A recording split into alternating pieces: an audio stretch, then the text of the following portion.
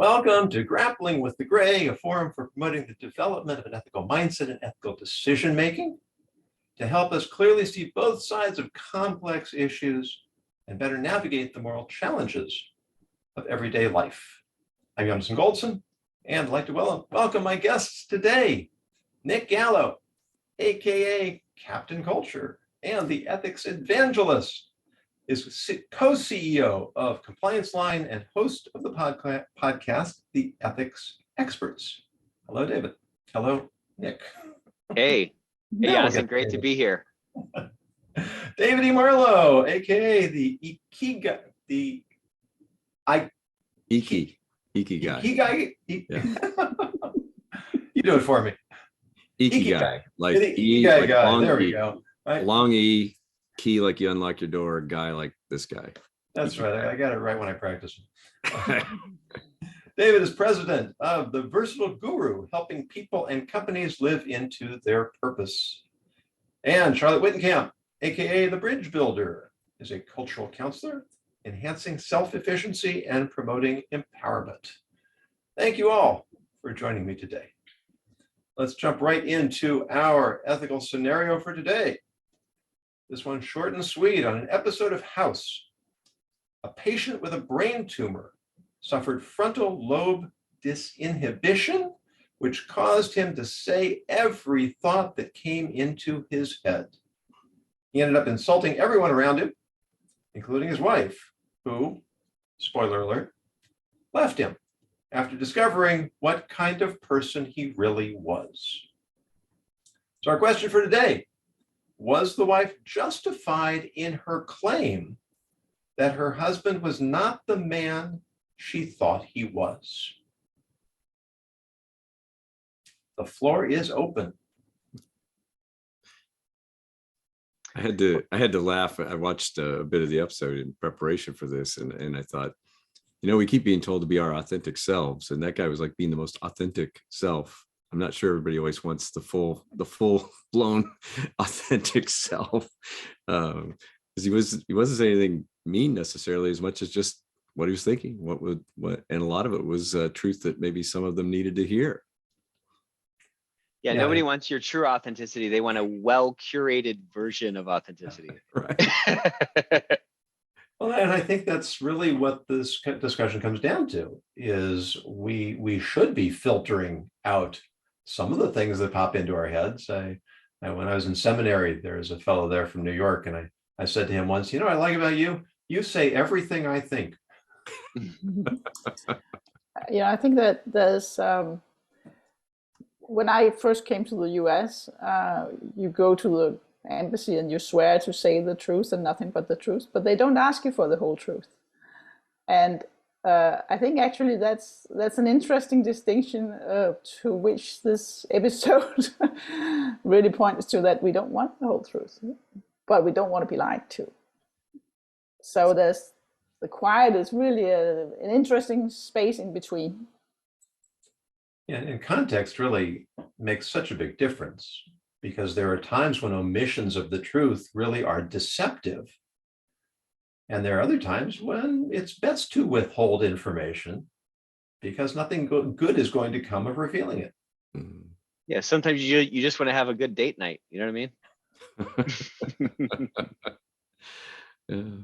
Yeah, I find it helpful to remember that, authenticity, I can say ikigai, but not authenticity, apparently. And transparency, while it represents the real you, doesn't necessarily mean full disclosure, right? It doesn't mean you have to say everything that's on our mind. Yeah, so I would say that she probably was justified. I mean, it sounds like it was accurate. She thought he was this guy and he's this other guy. So if that was because her misconception was wrong, or because the veil finally dropped, I mean, it's at least accurate. She thought he was a different person than he was, due to maybe that filter being in place and her not knowing what he actually thought about things, I think it's general.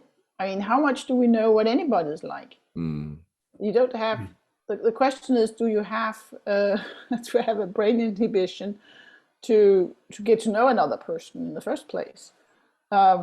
Yeah. And how much do we know what we're like? I mean, and you're listening to this and you're like, okay, what's going through my head? And how much of this don't I want to say for which reasons?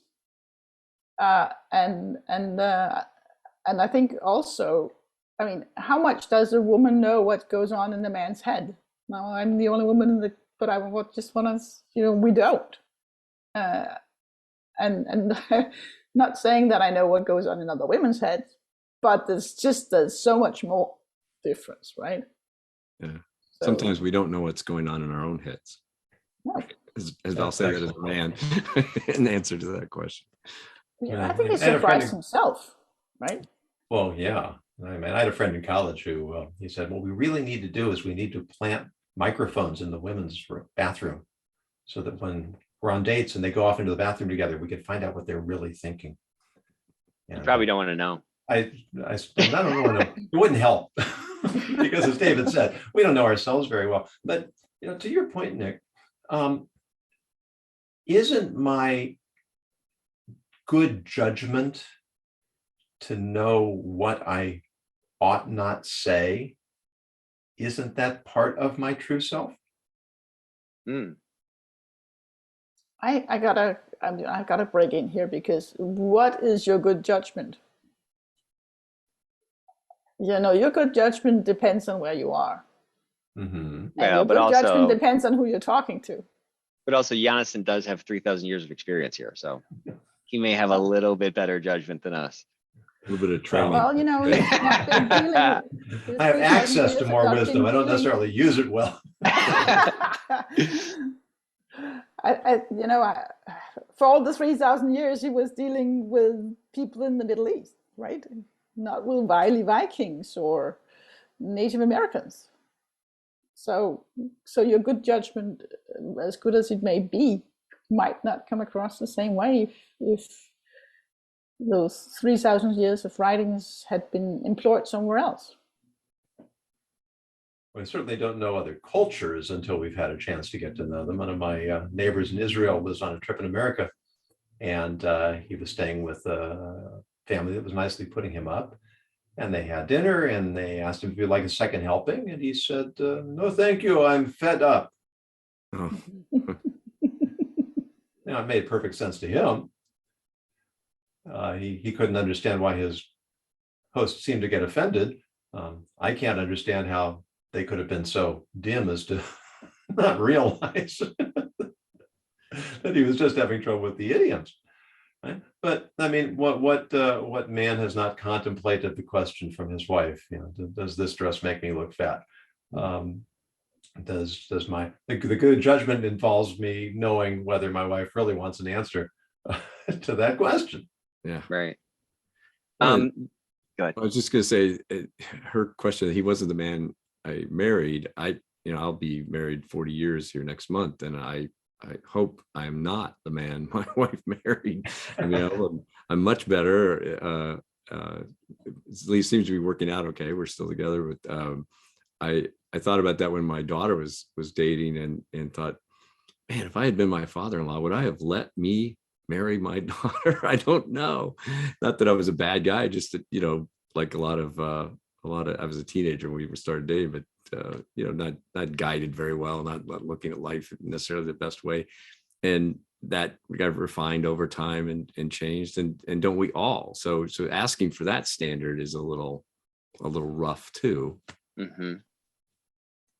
I was thinking of that as well but then I was like, that was not what she said. She said he was not the guy I married. She said she was not the guy she thought he was, which hopefully has also changed, although, the nostalgic might put her back to the guy she married.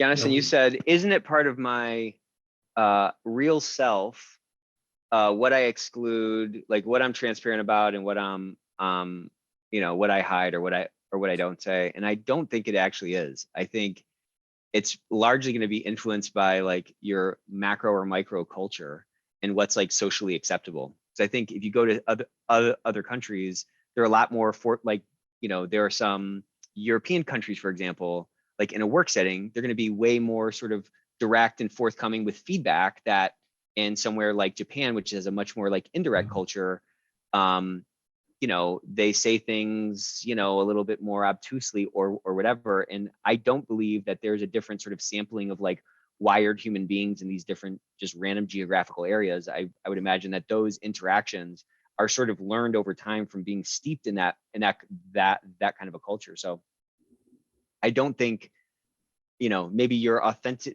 you know, that's an authentic guardrail, or that's an authentic piece of sort of carapace, that this armor that we've sort of put over our actual selves has become, but I don't think it's our real self. I mean, I wonder if those are kind of two different issues. That absolutely the culture that we live in should dictate our public behavior as a kind of cultural biofeedback going on there, that we should be sensitive to what's acceptable, what's unacceptable. But on the other hand, within my own culture, whether it's my national culture, my community, my home, there are also those standards and norms and expectations. And we also learn to be sensitive to those. And I think we all know people that are maybe a little less adept. Whether it's, you know, whether it's social clumsiness, I hate the term microaggression, because I think it sort of weaponizes what is just some people being a little less sensitive or a little less adept at picking up social cues. Yeah, it implies an intent, you know? Yeah. So this is an illness. How do we feel about illness being a justification for leaving a spouse?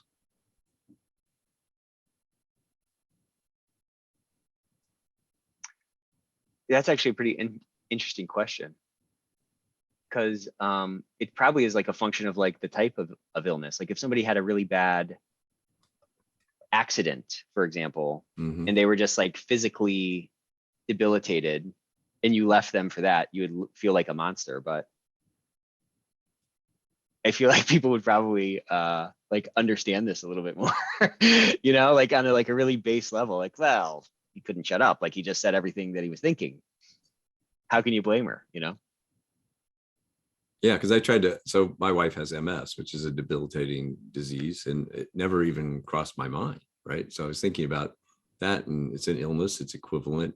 As you said, my wife's illness is not socially embarrassing necessarily, whereas this might be. So is that a fear of judgment? Is that really, instead of it actually bothers me that he talks like this, it's that I worried other people are going to judge me. You know, I think that very much depends on what he says to her that causes her to leap, right? Because you can say, well, you can say something about whether those pants looks good or not, which is sort of a low kind of, but if in his lack of restraint throws a lot of stuff that has been there all the time, it has just not been out, then perhaps she's actually better off, and she's better off. So it's not, you know, the illness per se, it is that all this was lurking underneath all the time, or for a long while. Yeah, and she just can't handle the truth. Well, you know, perhaps they're not meant for being together, right? No. Can you say that in Jack Nicholson's way?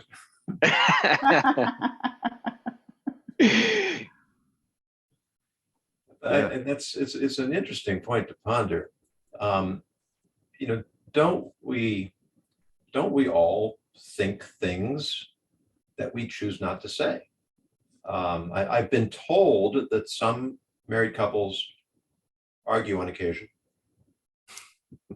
and sometimes those arguments may escalate into full-blown fights.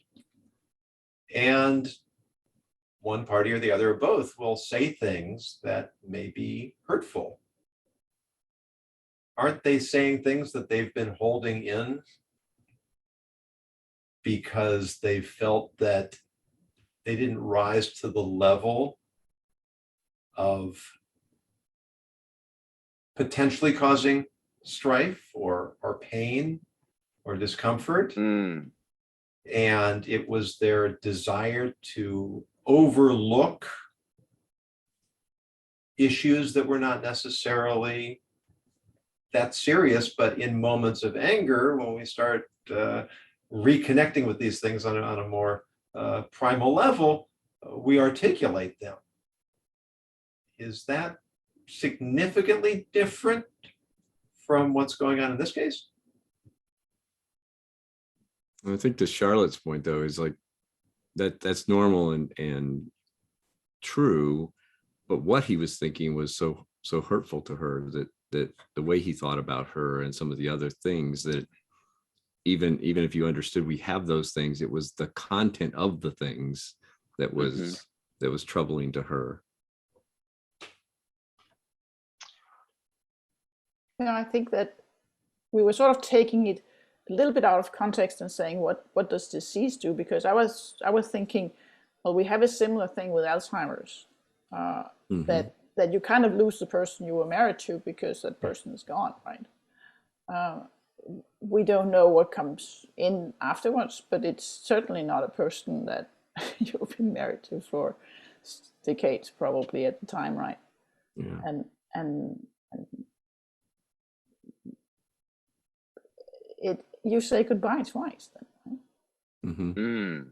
Yeah, and would anyone be okay with you leaving them? Now maybe putting them in care or something like that, but yeah, in that sense. But yeah, because my father went through it a little bit. My stepmother had a stroke, and she survived it. And you wouldn't, if you just talked to her regularly, you would notice any change in her personality. But if something went wrong, she dropped a fork, she would swear like a sailor.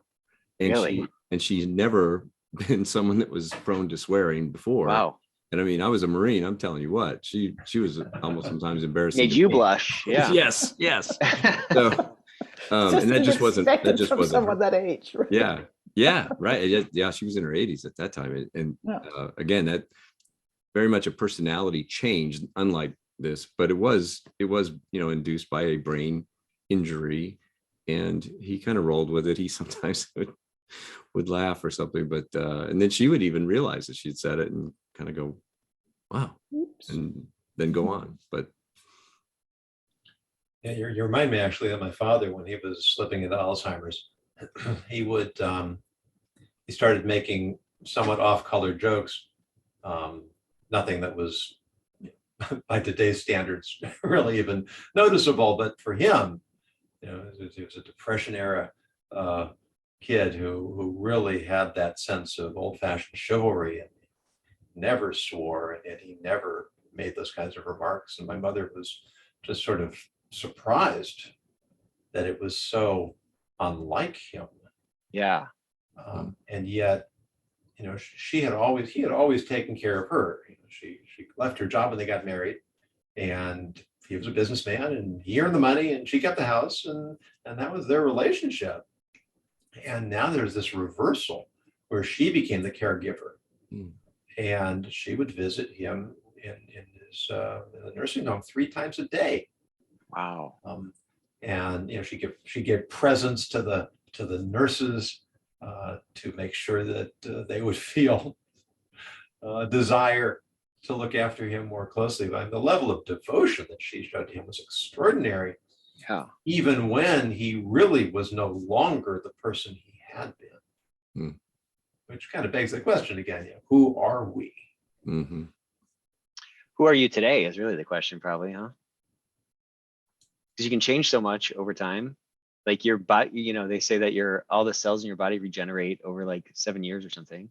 So literally all those cells are different. Yeah. Yeah, that's a more philosophical angle on it, or perhaps. Well, let's dive in. Let's dive in. You want to go to that? Yeah, I'm kidding. I love it. Well, we'll come back to that discussion later. I'm sitting here thinking of how would we fence ourselves or our loved ones in a way that they were not hurting more than being hurtful more than they absolutely needed to be in those situations. And it comes to mind for me, one of my older relatives, may she rest in peace now, when she noticed that her memory was slipping, oh man, she was a user of post-it notes. You know, it would be everywhere in her house because then she could manage, but she knew that in 5 minutes I have no idea that I still need to go to the dentist, right? And likewise, you know, if you know something, I mean, if I know something is, I'm prone to doing something, then I might have somebody with me who says, you know, you kick me under the table if I'm doing this, or and likewise, you know, if the person is going out on a free-flowing note stopping, how would you as a friend or spouse stop them from doing that? Right. That I think there's sort of a difference also between, do you know the difference of the thoughts that are appropriate and not appropriate, versus do you know to just shut up? Can you shut up if you're that person, right? Mm. Yeah, in his case, he didn't seem to be able to, right? I don't know if that's true, would be true for everyone, but he would say something and then go, oh, I didn't mean that, or I'm sorry I said that, or Yeah. like he didn't even realize it. Yeah, and there's another element, and he has regret that these remarks are coming out, but he's incapable of stopping. And if I remember the way the episode goes, he had surgery to get it fixed, and which was successful, and his wife still left him. Because she saw the monster he was, you know? That she perceived him to be, yeah. Mm-hmm. Well, I think, you know, what I saw was nice. You know, I mean, it was just spewing words, right? But, you know, frontal lobe disinhibition could be much worse than that. It could be physically harmful and throwing things around, right? So, I mean, you know, now since I hadn't seen the home, I'm like, the home version of this, only the snippet from ER, then my thought was that, you know, he might go potty in the rose bushes or something. That would be embarrassing too, but it would not be counter to the diagnosis, right? Mm-hmm. So that's not just whether you just keep speaking, you might do all kinds of things. Well, that's an interesting point too. If he's, you know, if a person loses the ability to not act violently, that's a completely different story from losing the capacity to inhibit language. Yes. Now the person is a danger to other people.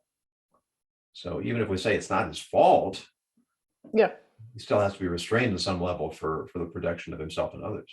Yeah.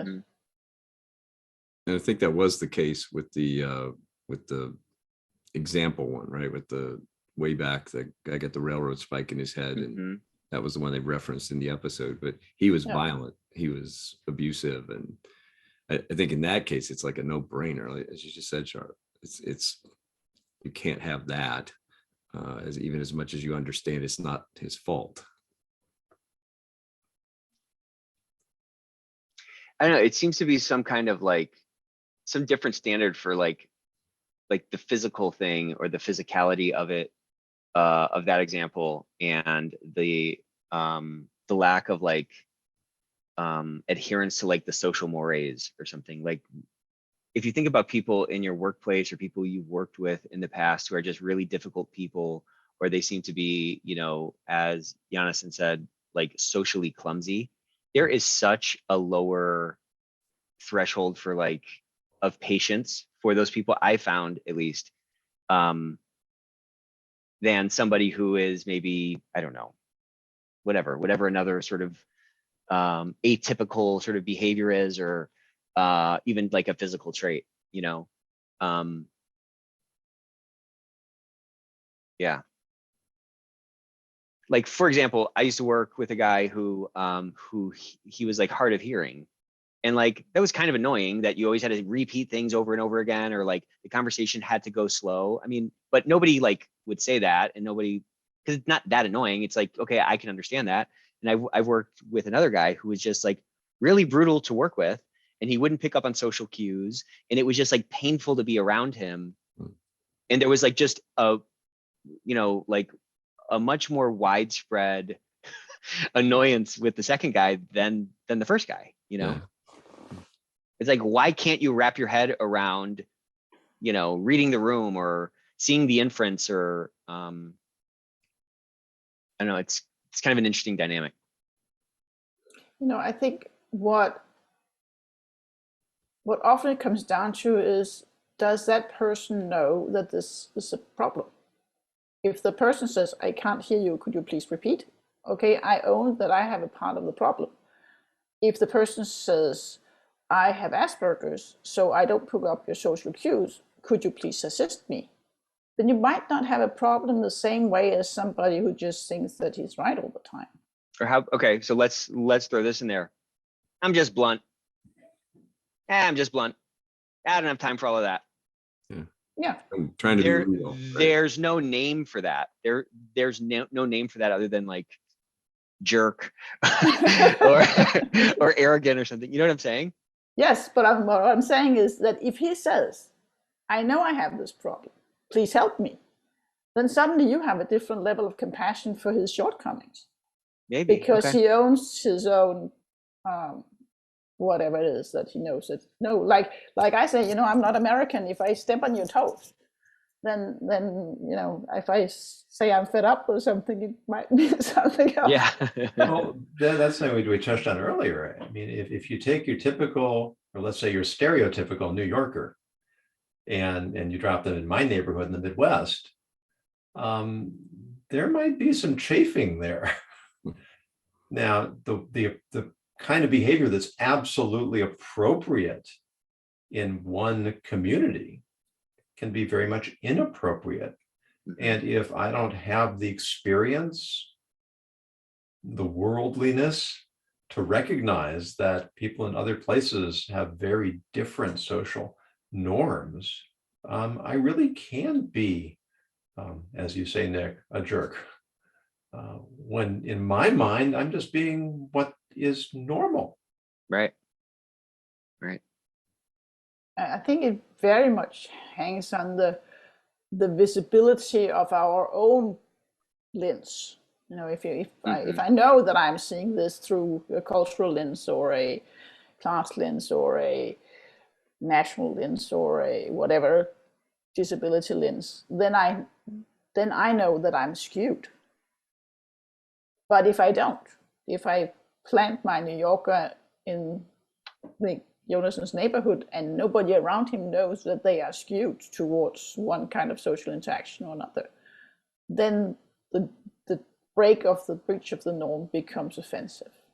Whereas if you know, this is not how we are, but it's not ill-intended, hey, it's just, I wonder what it's like to go to New York, right? Mm-hmm. So if he had a button or something that said, you know, I have dissociation or whatever you say the issue, and people could see it and read that, and I'm going to say offensive things or something, what would be our response then? I mean, like, would it be different? I think maybe it would be. I don't know. I think What we about probably Tourette's, still would for not like to instance? hear what he has to say, but we might have compassion for his situation in a different way. Oh yeah, Tourette's is an interesting yeah. one. Yeah. Yeah, I we can get into that in the next segment. We're about out of time for this segment, but there is this sort of peculiar balance that we want to be sensitive to other people. We want other people to be sensitive to us. And yet there may be all kinds of variables that make it more difficult for us to summon or show that kind of sensitivity. And navigating around all those variables is awfully complicated. So could I ask each of you to maybe give us a final thought, and then we'll wrap up this segment. David, you would like to start? Sure.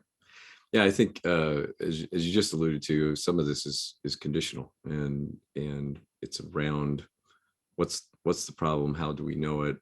I struggled with throughout this, trying not to judge her, because I wouldn't do that same thing, and yet understanding that different people react different ways and the pressures. And so I don't know if I have a summary comment as much as I'm still at a point where I'm not quite sure how I feel about her leaving him.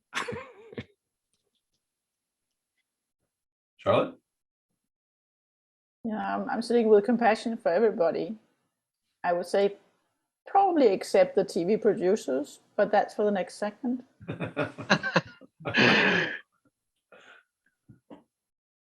That's pretty good.